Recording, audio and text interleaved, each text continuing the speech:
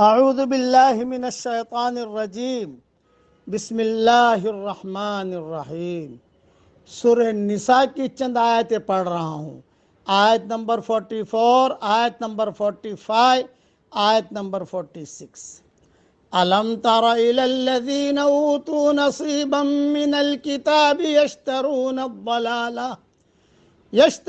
الضلالة ویریدون ان تضلوا السبیل۔ کیا آپ نے ان لوگوں کو نہیں دیکھا جن کو کتاب سے ایک حصہ ملا تھا؟ وہ گمراہی کو خرید رہے ہیں اور چاہتے ہیں کہ تم بھی سیدھے راستے سے بھٹک جاؤ۔ واللہ اعلم بِأَعْدَائِكُمْ، اللہ تمہارے دشمنوں کو خوب جانتا ہے۔ وَكَفَى بِاللَّهِ وَلِيًّا، اور اللہ کافی ہے حمایت کے لیے۔ وَكَفَى بِاللَّهِ نَصِيرًا، اور اللہ کافی ہے مدد کے لیے۔ من الذین ہادوا یحرفون الکلم عن مواضعہ، یہود میں سے ایک گروہ بات کو اس کے ٹھکانے سے ہٹا دیتا ہے۔ وَيَقُولُونَ سَمِعْنَا وَعَصَيْنَا، اور کہتا ہے کہ ہم نے سنا لیکن اسے نہیں مانا۔ وَاسْمَعْ غَيْرَ مُسْمَعٍ وَرَاعِنَا لَيًّا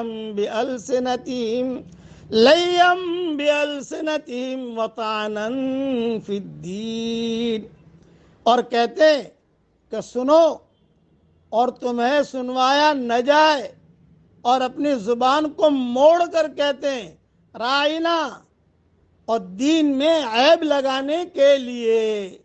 وَلَوْ أَنَّهُمْ قَالُوا سَمِعْنَا وَأَطَعْنَا وَاسْمَعْ وَانظُرْنَا لَكَانَ خَيْرًا لَهُمْ وَأَقْوَمَ، حالانکہ اگر وہ کہتے کہ ہم نے سنا اور ہم نے مان لیا، اور سنو اور ہم پر نظر کرو، تو یہ ان کے حق میں زیادہ بہتر اور درست ہوتا۔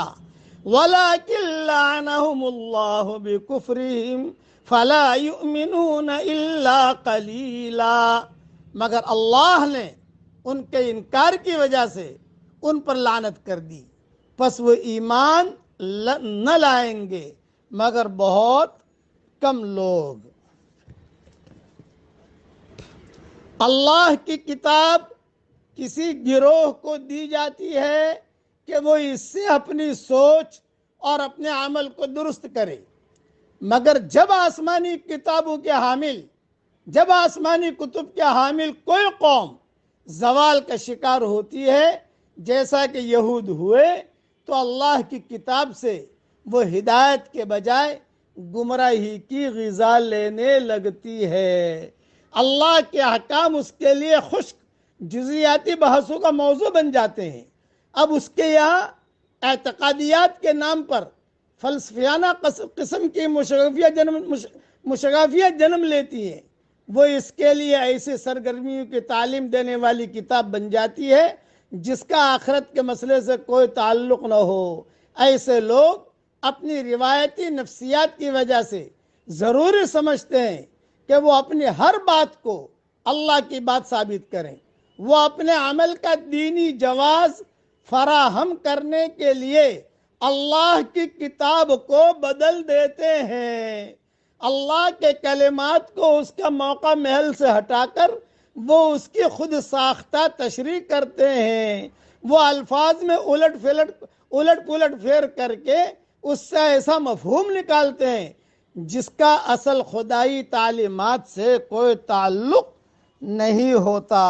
یہود کو کتاب کا کچھ حصہ ملا تھا کا مطلب یہ ہے کہ ان کو اللہ کی کتاب کے الفاظ تو پڑھنے کو ملے، مگر اللہ کی کتاب پر عمل کرنا جو اصل مقصود تھا اس سے وہ دور رہے۔ جس آج کا مسلمان قرآن تو پڑھتا ہے لیکن قرآن پر عمل کرنا جو مقصود ہے اس سے مسلمانوں کو بہت بڑا طبقہ دور ہے۔ لفظ کے معاملے میں وہ حامل کتاب بنے رہے، لفظ کے معاملے میں ہم بھی حامل کتاب بنے رہے، مگر عمل کے معاملے میں انہوں نے اور ہم نے بھی عام دنیا دارانہ قوموں کا راستہ اختیار کر لیا۔ مزید یہ کہ عام لوگ دنیا داری کو دنیا داری کے نام پر کرتے ہیں، اور انہوں نے یہ ڈٹھائی کر لی کہ اپنے دنیا داری کے لیے اللہ کی کتاب سے سند پیش کرنے لگے۔